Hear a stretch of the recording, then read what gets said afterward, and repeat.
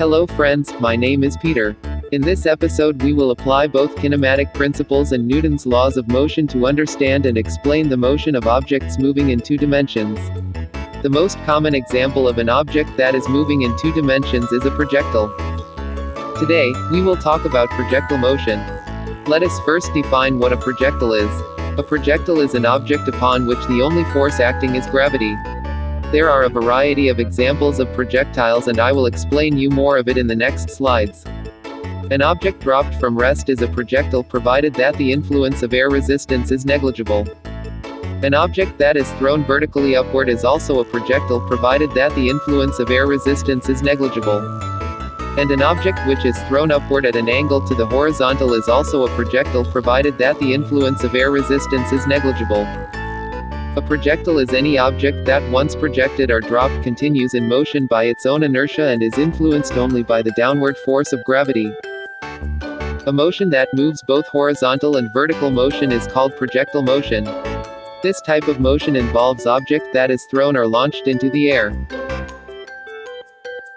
Imagine a cannonball being fired at some angle from the horizontal. It will travel some distance up into the air before eventually falling back down and hitting the ground some distance away from the cannon. We can use a parabola to represent the path of this object.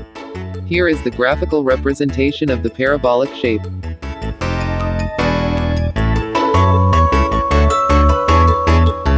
The important thing to understand about these kinds of examples is that the horizontal and vertical motion of the cannonball are completely independent of one another.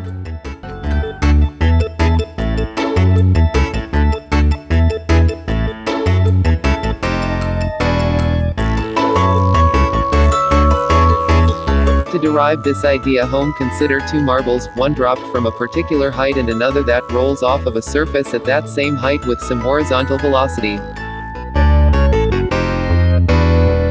If these begin falling at the same time, they will strike the ground at the same instant because their vertical motion is independent of any horizontal motion.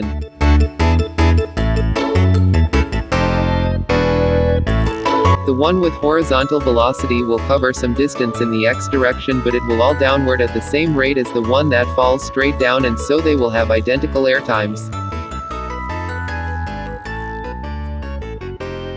How can we apply this to other real-world examples?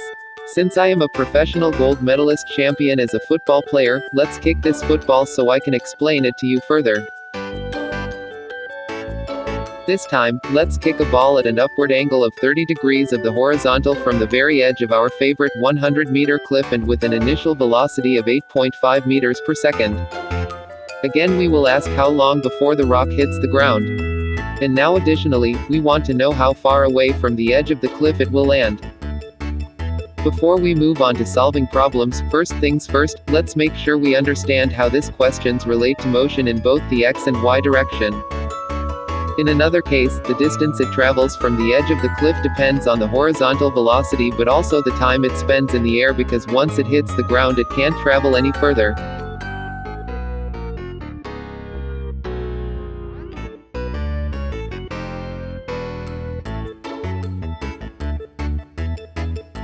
And the velocity at any moment can also be split into components.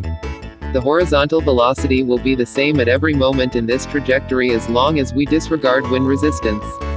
But the vertical velocity will be the greatest at the moment the ball is kicked, then decrease until it reaches zero at the zenith, and then become increasingly negative until it hits the ground.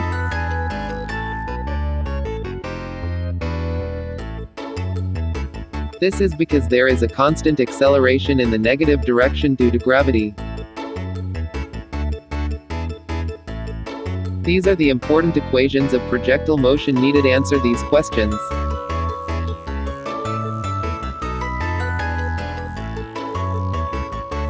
Now let's test our skills by sample problem. A football is kicked at an angle of 30 degrees traveling at a speed 40 meters per second.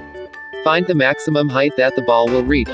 By using this equation, we are able to find that the maximum height of the ball will reach is about 20 meters. Now next up is, we are looking for the horizontal distance or range traveled by the ball. By using this equation, we are able to find that the range of the ball will reach is about 141 meters. And for the last question, at what time the football will take the ground?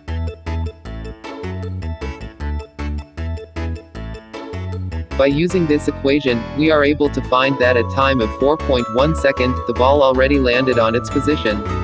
Thank you so much for listening. See you again.